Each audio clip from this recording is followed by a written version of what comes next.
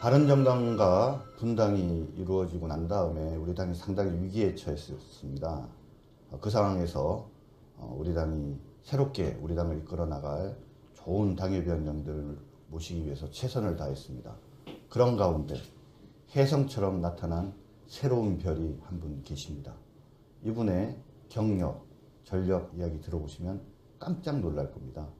청와대도 근무하셨고요. 검찰에서도 부장검사까지 하셨습니다.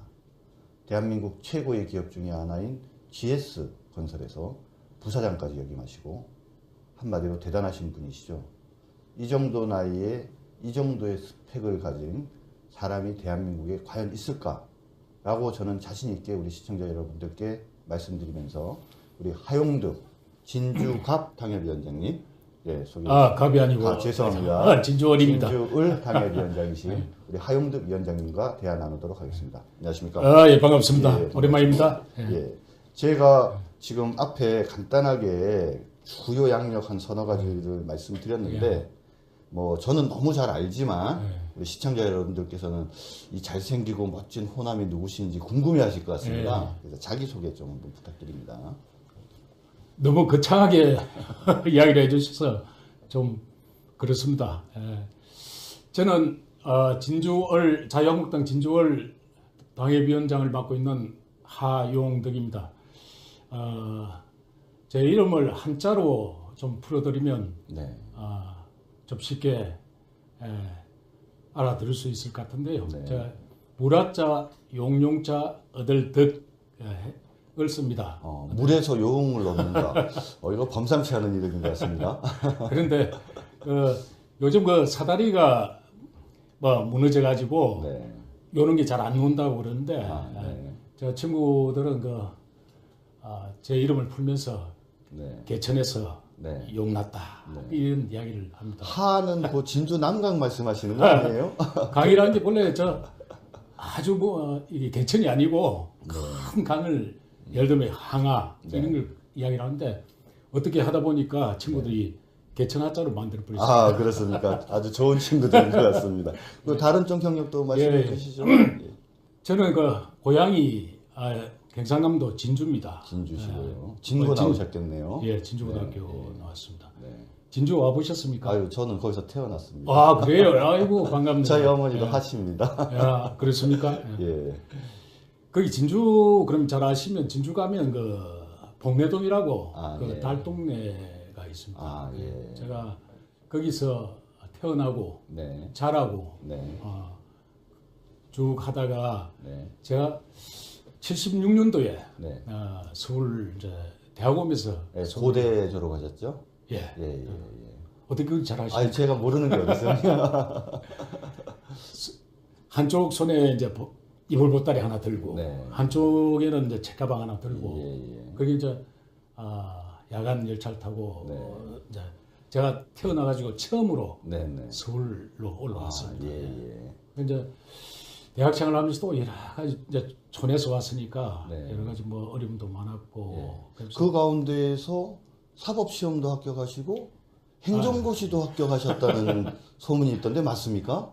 잘 아시면서 겉보기에는 그냥 이렇게 의리 있고 사람 좋아하고 공부를 썩 잘할 것 같지 않은 느낌이시잖아요. 그렇죠? 그런데 행정고시를 합격하신 다음에 청와대까지 근무하셨다고 얘기 들었습니다.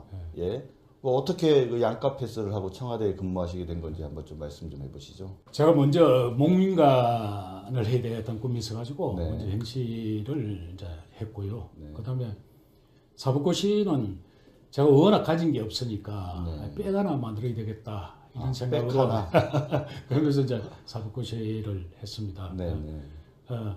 어떻게 보면 참 운이 좋아서 저는 됐다고 생각을 합니다. 그래 겸손하기까지 하시네요. 그리고 대한민국에 사시는 양가 패스한 분들이 그렇게 많은 게 아닌데 청와대에서는 어떤 일을 하셨습니까? 청와대 민정수석실에 법률 비서실 거기서 실무를 했습니다. 그러면 목민관의 길을 가실 수도 있고 그 다음에 또 법률가의 길을 가실 수가 있고 양손에 떡을 쥐고 어느 길을 갈까 하는 행복한 고민을 하셨을 것 같은데 최종적으로 잠깐 행정 관련 업무를 하시다가 이 법조인의 길을 택하신 것 같습니다. 뭐 특별한 이유가 있으십니까? 저 행정 본래 목민관을 하겠다고 해서 이제 행정고시를 했는데 그한 법제처부터 시작해서 청와대 근무하고 한 12년 이제 근무를 하다가 그렇게 오래 근무하셨어요? 예, 12년 행정부에 있었어요. 네네. 있었는데 느닷없이 네.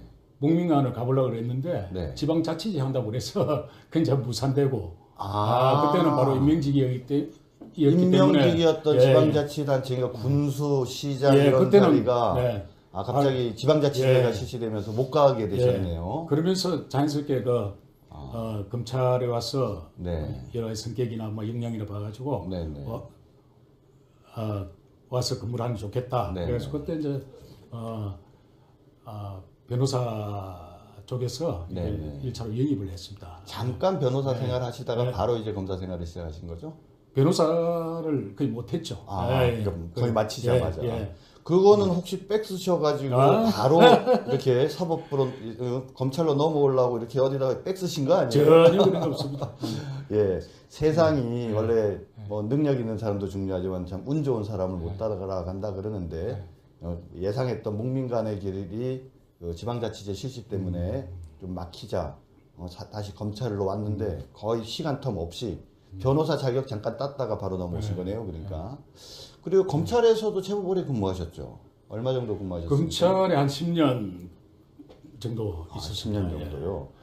그 당시에 그만두실 때 부장까지 하시고 그만두신 거죠? 부장 검사를 5군데 옮겨 다니면서 5군데 하셨습니까? 그것도 아무나 그렇게 오래 하는 게 아닌데요.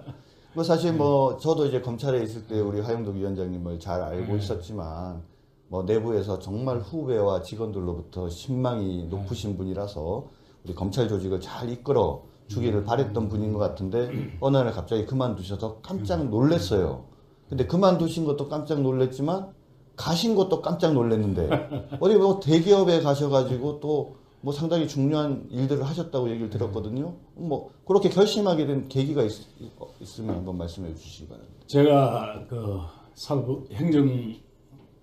사법고시를 하고 나서 행정부에 12년, 검찰에 가서 12년 반식해줬습니다. 그러고 나서 이제 정말 이 나라가 먹고 사는 게 뭔지, 어떻게 먹고 사는지 그런 부분에 좀 경험도 하고 싶고 또 한참 그 애들 이제 클 때니까 공직 시스템 너무 쪼달리고 그래가지고 그런 부분도 좀 도움이 될까. 경제적으로 너도 좀 이제 생각 안 할 수가 없죠. 그래서 기본적으로는 제가 기업에 가서 좀 경험을 폭넓게 하겠다는 생각을 하고 그래서 또 현직에 있을 때 또 기업에서 또 요청이 와서 뭐 혹시 사건과 관계된 기업에서 혹시 오라고 한 거는 아니죠?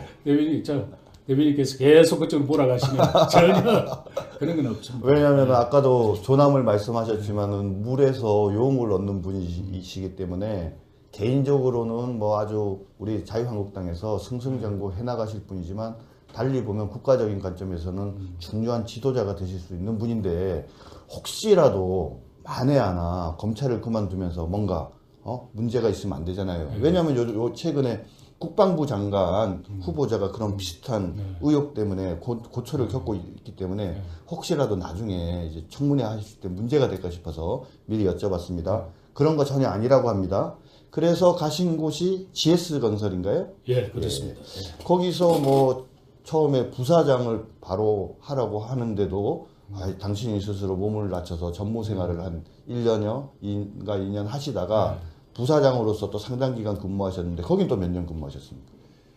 제가 10년을 근무했는데 갈 때 제가 전무로 1년 1년 하고 부사장을 9년을 했습니다. 그렇습니까?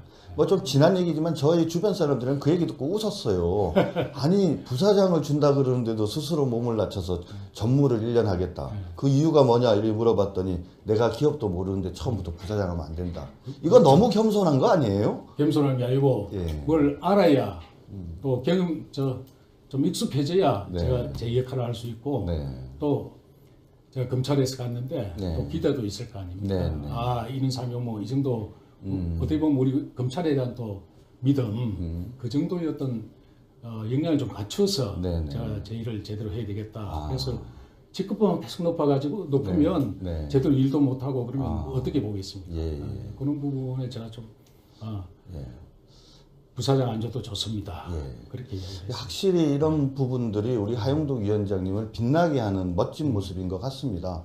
그래서 또 기업에서도 한 10년 가까이 하시다가 뭐 거기 계속 계시면 뭐 사장도 하시고 또 뭐 돈도 많이 받으시고 그럴 텐데 뭐 변호사 체질은 아니신 것 같고 아니 그러면 그냥 거기 계속 계셔도 될 텐데 상당히 우리 그 오너들도 상당히 신뢰하신 분이었다고 얘기를 들었는데 또 어느 날 분연히 기업을 다른 사람들이 부러워하는 대기업 부사장직을 그만두고 다시 나오셔서 지금 이제 또 이 어려운 우리 자유한국당의 당협위원장을 맡으셨어요. 왜 그런 또 결심을 하게 되셨습니까? 내려올 때를 잘 알아야 됩니다. 네, 네. 이제 그런 이제 그 기업에서 제가 그 정도 했고 네. 또 나름대로 많이 배우고 했으면 네. 이제 이 정도로 끝내고 네. 제가 지금 제가 있기까지 고향에서 저를 키워줬고 또 저 때문에 희생된 분이 많을 거 아닙니까? 네, 네. 그래서 이제 고향이 좀 그립고 고향에 가서 정말 제대로 된 봉사를 좀 해야 되겠다 이런 생각을 많이 했습니다. 그래서 아예 이제 이 정도 해가지고 집사람하고도 많이 이야기를 했죠. 네, 이제 네. 집사람도 흔쾌히 동의하고 그래서 이 정도에서 이제 고향을 내려가지고 진정한 봉사를 좀 하자. 근데 뭐 봉사를 하는 방법이 여러 가지가 있는데 이제 굳이 정치를 택하셨는데 뭐 처음부터 염두에 두신 거 아닌가요? 처음에 정치로 하겠다고 내려간 건 아니죠. 예, 예. 아니고 혼자 같이 다 이제 가족들 내려가가지고 네, 그렇게 네. 살면서 예. 내가 어떤 길을 어떤 봉사를 해야 되는지를 네. 나름대로 찾아보려고 네. 그런 생각을 했는데 아. 정치를 된 것도 이게 운명처럼 저는 예. 됐다고 생각하는데 누가 예. 주변에 좋은 분들이 많아서 네. 이렇게 잘 이끌어 주시고 또 도움을 주려고 하는 분들이 계시다 보니까 꼭 적극적으로 뭐 이렇게 정치를 하시겠다고 마음을 먹으신 게 아닌데도 불구하고 또 이렇게 자리가 마련된 것 같네요. 확실히 조남이랑 삶의 궤적이 뭔가 매칭되는 듯한 그런 느낌입니다. 뭐 우리 시청자 여러분 지금까지 쭉 얘기 들어서 아시겠지만 그 진주의 아주 가난한 판잣집에서 태어나서 정말 뭐 두 쪽 차고 그죠?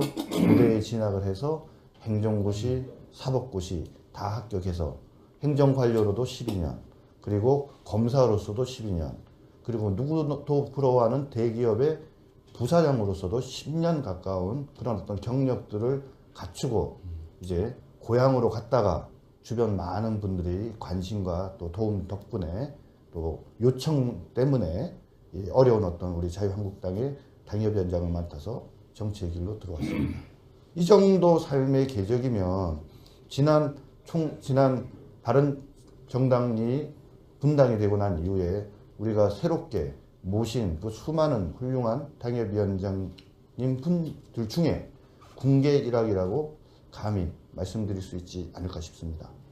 당의 어려운 시기에 당협위원장을 맡아서 뭐 대선도 치르시고 여러 가지 고생도 많이 하시면서 소회가 남다르실 것 같은데 뭐 간단하게 그 소회를 좀 한번 말씀하시면 어떨까요?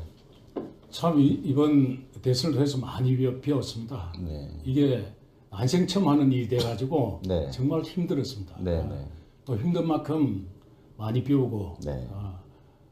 또 보람도 네. 느끼고 했습니다. 제가 1월 31일이죠. 이제 중앙당에서 지구당 위원장을 네. 임명을 받았는데 뭐 아시다시피 그때 탈당이 돼가지고 네. 조직도 완전히 와해돼 있고 네, 네. 또 특히 거기 뭐 광역 뭐 구의원들 다 나갔다고 얘기 들은 것 시의원, 같은데요. 도의원 네. 예, 다 따라 이제 네. 보탈사가 나가 있는 상태고 예. 유일하게 그 한 분 소신 있게 제가 이름을 좀 밝혀야 되겠는데 예, 밝히십시오. 그런 분은 밝히셔도 됩니다. 남정만 시의원이라고 남정만 시의원님 지조 지켜주셔서 감사드립니다. 정말 훌륭하게 정말 마음고생하면서 이렇게 버텨줘가지고 같이 이제 그때부터 네. 조직도 좀 추스리고 그리 하는 와중에 네. 갑자기 뭐 대선이 이제 다가오니까 네, 네. 바로 뛰어들었습니다. 뛰어드는데 야 이게 국민의 마음을 얻는다는 게 정말 힘들구나. 네. 참 뼈저리게 느꼈습니다. 공부가 훨씬 쉽죠. 공부가 쉽죠. 예, 예. 그래서 이제 아침에 출퇴근 인사 가고 또 시장 돌고 유세하고 이런 까지 제가 처음 해보는 거거든요. 네, 근데 네. 정말 뭐 녹초가 될 정도로 네. 뛰어다니는데 또 결과가 네. 그래도 좀 넉넉하게 놓아서 얘기 들어보니까 요번에 그 경남 지역에서도 진대가 많은데 네. 홍 후보가 1등을 못한 적이 많은데 1등을 했을 뿐만 아니라 상당한 격차로 1등을 저희들 했다고 들었습니다. 17%로 이겼습니다. 몇 프로를 이기셨다고요? 17%입니다. 아니 그러면 진주가 갑을이 있을 텐데 을에서는 17% 이겼는데 그럼 갑은 어땠습니까? 그건 제가 말씀드리기가 좀 그렇습니다. 훨씬 더 나오긴 예, 예. 더 나았나요? 갑을로 해가지고 진주 전체가 많이 이겼고 네. 저희들 네. 또 참 많은 여유 있게 이겨서 좀 예. 보람을 느끼고 있습니다. 자, 물론 진주 지역이 서울이나 수도권에 비해서는 상대적으로 좋은 표밭이긴 하지만 전체적으로 경남 지역이 이번에 문재인 대통령에게 표를 상당히 많이 주는 그런 분위기에서 2등도 아니라 우리 홍 후보를 1등하게 만들었고 게다가 자그마치 17% 차이로 압도적으로 1등을 했답니다. 그죠? 모든 시의원 구의원들 단 한 명 아까 남정만 우리 의원입니다. 시의원님 그 한 분, 지정님 그 한 분 빼고 모두가 다 바른정당으로 갔는데 두 분이 마음을 모아가지고 정말 아침부터 저녁까지 바닥을 기면서 주민의 민심을 얻기 위해서 노력한 결과 17% 차이로 이겼답니다. 대단하시지 않습니까? 그죠? 아, 정말 제가 오히려 좀 많이 배워야 될 것 같습니다. 아닙니다. 그때 참 당원들도 열심히 남아있는 당원들 띄워주고 이 자리를 빌어서 정말 고맙다는 말씀을 드리고 싶습니다. 예. 이제 전당대회 오늘 모바일 투표 예, 날입니다. 예, 마음에 뭐 오늘이죠. 예. 누구 찍을지는 뭐 이렇게 정하셨을 것 같은데 그 얘기를 하긴 좀 그렇고 자 우리 하 위원장님께서 생각하시는 이번 전당대회 어떤 의미가 있고 어떤 바람이 계신지 한번 좀 이야기해 주시죠. 전당대회라고 하면 좀 축제 분위기가 되고 그러면 참 좋겠죠. 네네. 그런데 좀 전국적으로 상당히 많이 가라앉아 있고 네. 그 기대에 못 미친다는 이야기를 많이 하는데 저는 그게 당연하다고 생각합니다. 당연하다. 아, 예. 저희 얼마 전에 저희들 초상집 아니었습니까? 야, 그렇죠. 예, 예, 맞습니다. 그리고 지금 49제 좀 지났습니다. 네, 네. 그럼 거기서 춤추고 노래 부르고 할 건 아니죠. 네, 아니고 네. 또 국민들이 저희들 또 뭐 이쁘다고 그렇게 막 박수를 쳐주겠습니까? 네. 그는 지금 상황에서는 그런 기대를 할 수 없는 거고 네. 제가 있는 지역은 그래도 당원들이 네. 굉장히 관심을 가지고 열기도 있어 보이고 네, 네. 또 어떤 분이 우리 당을 이끌어 갈까 하는 네. 희망 섞인 네. 좀 좋은 분이 더 좋은 분이 다 훌륭하시지만 네. 더 좋은 분이 돼가지고 당을 잘 이끌어 갔으면 좋겠다 네. 그런 이야기도 많이 합니다. 예, 그런데 예. 또 이때 네. 또 이 싸움질이냐 하면서 아. 저한테 문자 보내고 전화하고 하시는 분들도 제법 네, 있습니다. 네. 이런 부분도 저희들이 좀 생각을 좀 해야 될 것 같아요. 49제도 안 지났는데 예? 초상집에서 싸움질 하냐 이런 얘기네요. 예. 아유 너무 마음 아픈 얘기고. 제가 개인적으로 볼 가슴이 아프네요. 때는 정말 이 차분한 가운데서 네. 우리가 반성하고 성찰하고 또 좀 지혜를 모아가지고 네. 우리 당이 앞으로 어디로 갈 것인지 네. 방향도 정하고 비전도 좀 제시하고 네. 또 무엇보다 저는 우리가 다시 한번 할 수 있다는 어떤 그런 의욕을 만들고 다지는 어떤 그런 계기가 됐으면 좋겠다는 그 바람을 가지고 예. 있습니다. 뭐 이제 어제 서울, 경기, 인천 지역 지역 전당대회를 끝으로 이제 전당대회가 마무리됐는데 그 말씀하신 것처럼 그런 부분이 좀 아쉽네요. 예. 초상집에 49제 얘기하니까는 우리가 뭔가 좀 뭘 잘못했는지 마음에 확 다가오는 것 같습니다. 결국 우리가 뭐 이번에 전당대회를 하게 된 계기도 그렇고 지난 대선에서 패배한 이유도 그렇고 결국은 이것은 한마디로 얘기하면 자유한국당이 위기 상황이기 때문에 그러는데 뭐 사실 문제를 해결하려면 원인을 정확히 알아야 되고 대책을 마련하려면 극복할 방안을 알려면 원인을 정확하게 알아야 될 것 같은데 그래서 그 원인이 뭐라고 생각하시는지 그래서 연결해서 극복 방안이 무엇이 필요한지 한번 좀 이야기 좀 해주시기 바랍니다. 우리 정 대표님 저 위기가 어디서 왔는지 원인 잘 모르십니까? 아유 저는 사회자라서 제가 답변할 수가 없습니다. 그거는 다 잘 알고 있고 예. 그걸 이제 그 잘못을 고치지 않고 네. 또 뭐 이렇게 좋은 방법에 가서 실천하지 않고 네. 또 실행하지 않는 그게 문제입니다. 제가 볼 때는. 그렇습니까? 근데 사실은 이제 제가 우리 유해 교수를 대신해서 이 적반하장을 좀 진행을 하면서 전당대회가 있었기 때문에 지금 한 2주 가까운 시간 동안에 정말 우리 자유한국당의 경양각지에 계신 분들을 모셔서 당을 걱정하시는 분들을 모셔갖고 도대체 원인이 뭐냐 이렇게 물어봤더니 의외로 다양한 이야기들이 나오더라고요. 그래서 그런 면에서는 그래도 한 가지 좀 말씀을 해주시면 좋을 것 같아요. 전반적으로 보면 말입니다. 국민들이 고개 쩔레쩔레 흔들고 네. 또 진저리 내고 네. 눈살 찌푸리고 네. 그런 행태를 계속했지 않습니까? 아, 행태들, 정치 네, 행태들. 그렇죠. 네. 그리고 안으로 보면 네. 싸우고 핥히고 상처내고 또 보따리 싸고 네, 네. 또 핥히고 싸우고 보따리 싸고 그리고 또 박근은 우리가 민생 이렇게 막 이야기하면서도 예. 전혀 그런 부분에 어떤 노력을 했는지 네. 그저 더더한 물에 발 담그고 네. 그 온도가 올라가가지고 그 살이 익는 줄도 모르고 네. 그렇게 앉아 있은 건 아닌가 네. 저는 그런 생각을 하거든요. 예. 첫째는 제가 볼 때는 과연 위기 상황에서 우리가 대처할 수 있는 그런 능력이 있었는가, 네. 그런 어떤 준비가 돼 있었는가 하는 네. 그게 없었다고 저는 생각을 네. 합니다. 그 위기 때 그 조직이 건강하냐 안 하냐 위기가 돼봐야 합니다. 평소에 그렇죠. 모르죠. 네. 그때 어떤 처방을 내놓고 어떻게 대응을 하고 극복을 네. 하냐 이게 참 중요하거든요. 예. 국민들이 지금 실망하고 가는 거는 뭐 국정 파탄하고 어느 그런 부분도 있지만 네. 제가 볼 때는 그 과정에서 우리가 참 무기력하고 무책임하고 또 제대로 대응 못한 네. 거기에 더 야 참 그렇게 안 봤는데 저것밖에 안 되냐 거기서 좀 땅을 치고 주저앉았다고 생각합니다. 아, 위기가 닥쳤는데 네, 전혀 그것밖에 안 되느냐. 예, 아, 그것밖에. 그런 거에 대한 실망감도 참 있네요. 믿음을 주고 지지를 해줬는데 정말 보니까 요것밖에 안 되더라 하는 실망이에요. 저는 근데 말씀을 들으면서 그거는 뭔가 이렇게 경영을 한 10여 년 하시면서 고위 경영자로서 하시면서 거기서 느낀 어떤 여러 가지들이 뭔가 이렇게 딱 반영됐다는 그런 느낌들이 드네요. 지금 말씀하신 거에 따르면 위기가 오는 줄도 몰랐고 위기가 왔는데도 위기가 뭔지도 몰랐고 그죠? 그리고 실질적으로 그 위기를 마음을 모아서 해결하려고 하는 어떤 자세나 능력이나 이런 부분들도 부족했고 그랬기 때문이라고 말씀하시는 것 같습니다. 예, 참 고견이신 것 같고요. 예. 그리고 뭐, 또 예. 또 큰 거는 그 민생 그리고 왜 계속 이야기를 하는데 네.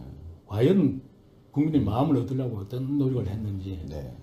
지금 저 선거 때마다 되면 그렇지 않습니까? 네. 저 가보지도 않은 재래시장 가가지고 오뎅 좋아하시죠? 좋아하죠. 네. 오뎅 하나 어묵이죠. 어묵 하나 들고 사진 찍고 또 양념 찾아다니고 예. 그런 걸 선거 때 해야 됩니까? 평소에 해야 되는데 평소에는 전혀 얼굴도 철새처럼 왔다가 안 보이다가 철새처럼 왔다가 제가 대선 때도 그랬고 지금도 제가 시장을 좀 다닙니다. 네. 왜 그러냐 그러면 대선 때 시장 상인들이 되게 호응을 많이 해주셨어요. 네. 그리고 막 격려도 많이 해주시고 그래서 그게 너무 고맙고 또 인사 좀 드릴 겸 가보면 인사 왔습니다. 그리고 제가 이야기를 하면 선거 언제예요? 또 선거 있어요? 그래요. 선거.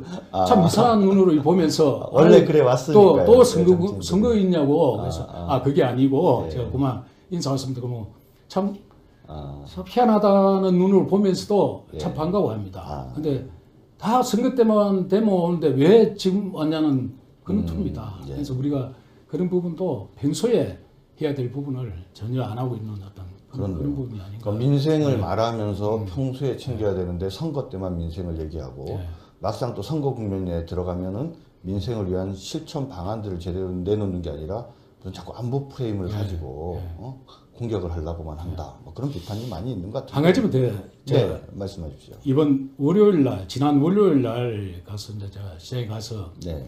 그 안전에 앉아가지고 조개를 이렇게 다듬어가지고 파는 할머니 네, 네. 그 연세를 여쭤보니까 87세라고 그래요. 네, 네. 그래서 이제 인사를 드리니까 이건 들으셔야 될 것 같아요. 정치하는 놈들 매번 싸움 진화하고 네. 돈이나 받으려고 하고 네. 그래서 나는 하루 종일 이렇게 해도 10,000원을 못 버리는데 네. 정치하는 놈들이 뭐 하는 놈들이냐고. 그래서 제가 가슴이 먹먹합니다. 네. 그래가지고 할머니 어깨만 계속 전부 다 건강하십시오. 할머니 어머님 오래 사십시오. 그러면서 제가 돌아서면서 느끼는 거는 이 할머니가 이분이 우리 정치 좀 좋아진 거 보고 볼 때까지 좀 사셨으면 좋겠다는 참 그런 생각을 했습니다. 말씀하시는 거 들어보니까 대한민국 전체 차원에서 그런 정치가 좋아지긴 어렵겠지만 우리 하용도 위원장님이 계신 적어도 진주는 가까운 시일 내에 그런 모습이 되지 않을까 싶습니다. 제가 열심히 새로운 노력하겠습니다. 변화의 중심에서 그런 모습 모범적으로 보여주시기 바라고요.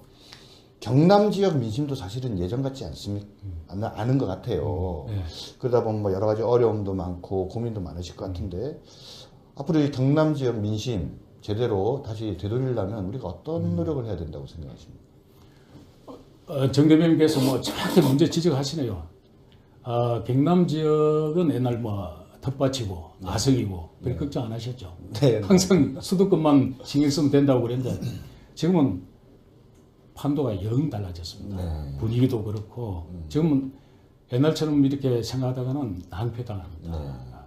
이번에도 경남이 이기기는 이겼죠. 그렇죠. 재선에서. 그런데 얼마 좀 이겼는 거 압니까? 별로 차이가 안 났던 것 같은데요, 기억에? 제가 오면서 데이터를 보니까 0.5% 이겼습니다. 이겼다고 할 수 없을 정도로. 없죠.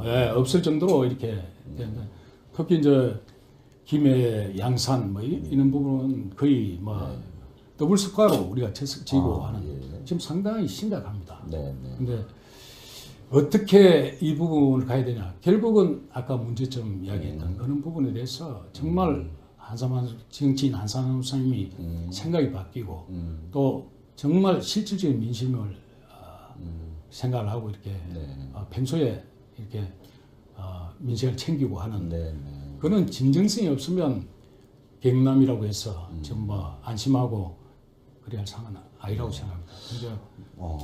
아까 뭐 말씀하신 상당히 거에 심각하다고 저는 그러니까 보고 뭐 있습니다. 연장선상이네요. 뭐 특별한 비책이 있는 것이 아니라 안에 싸움질하지 말고 그다음에 말로만 민생하지 말고 평소에 항상 민생을 실천하는 그런 진정성을 가지고 그렇죠. 민생을 실천해 나가려는 모습을 보여야 된다.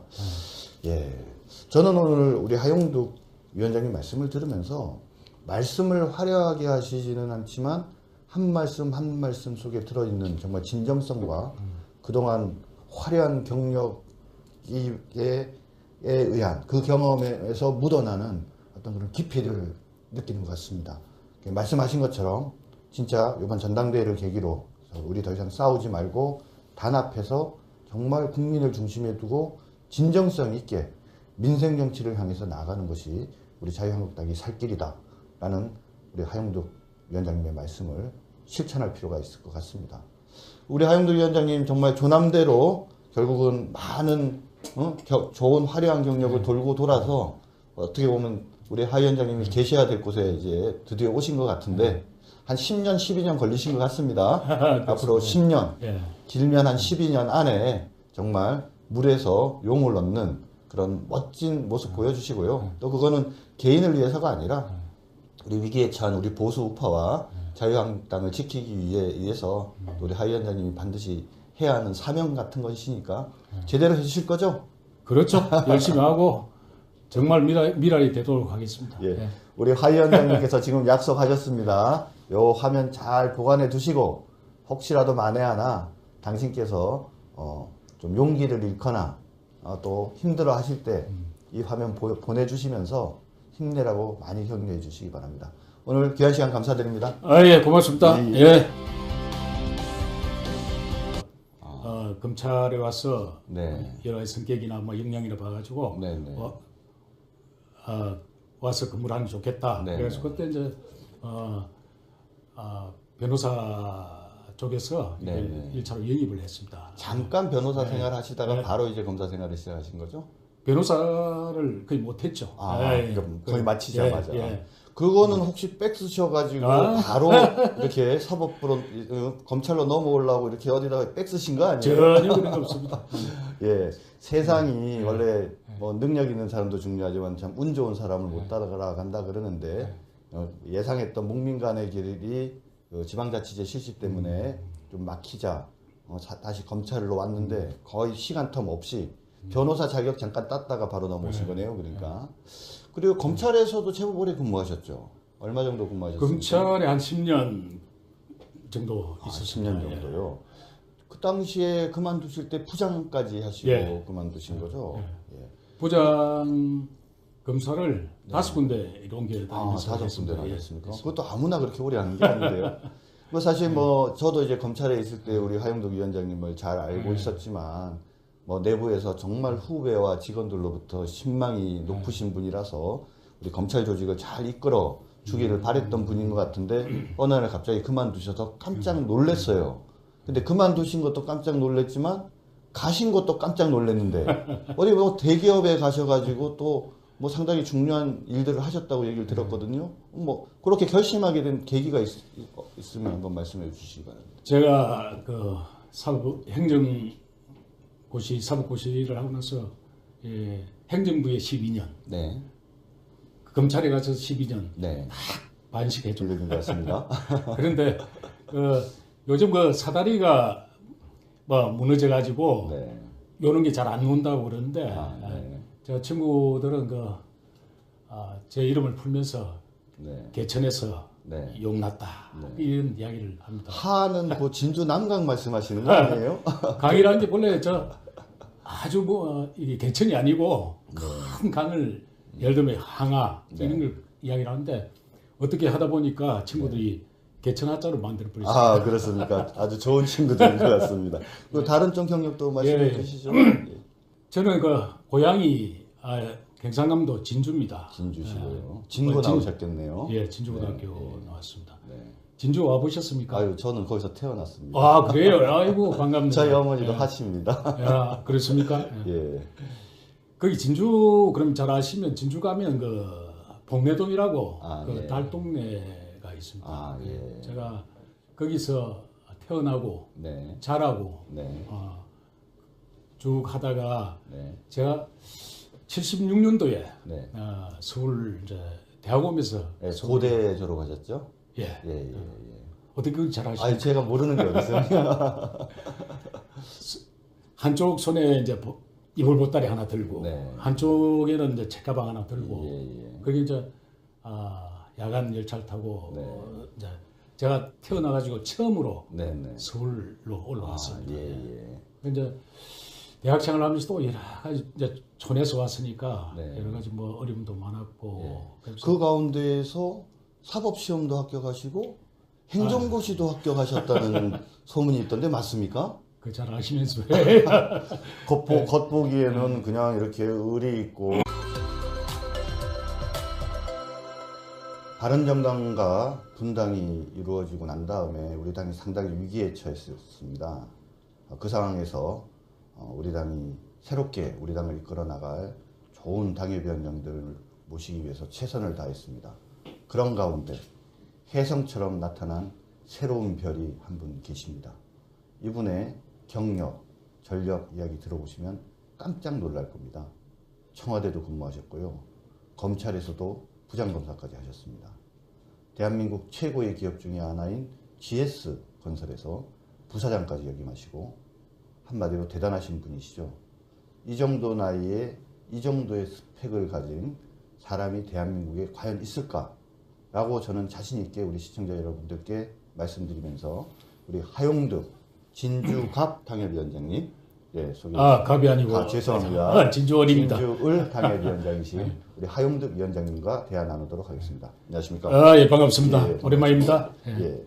제가 지금 앞에 간단하게 주요 양력 한 서너 가지를 말씀드렸는데 뭐 저는 너무 잘 알지만 우리 시청자 여러분들께서는 이 잘생기고 멋진 호남이 누구신지 궁금해하실 것 같습니다. 그래서 자기소개 좀 한번 부탁드립니다. 너무 거창하게 이야기를 해주셔서 좀 그렇습니다.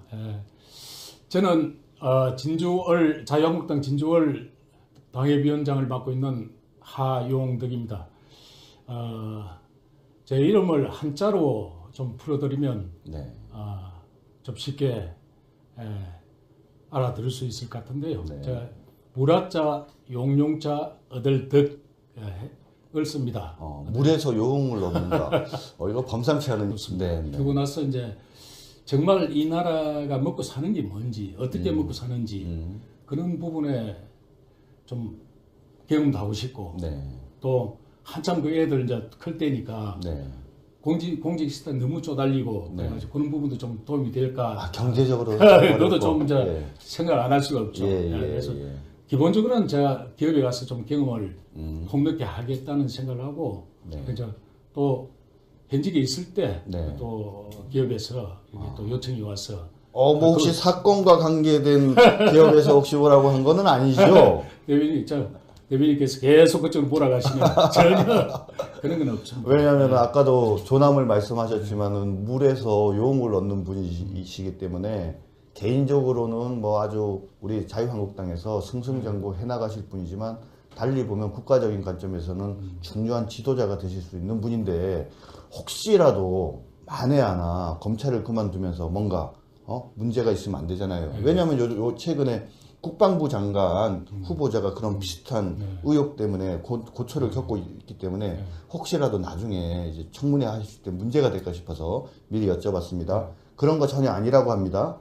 그래서 가신 곳이 GS건설인가요? 예, 그렇습니다. 거기서 뭐 처음에 부사장을 바로 하라고 하는데도 당신이 스스로 몸을 낮춰서 전무 생활을 한 1년여, 2년 하시다가 부사장으로서 또 상당 기간 근무하셨는데 거긴 또 몇 년 근무하셨습니까? 제가 10년을 근무했는데 갈 때 제가 전무로 1년 1년 하고 부사장을 9년을 했습니다. 그렇습니까?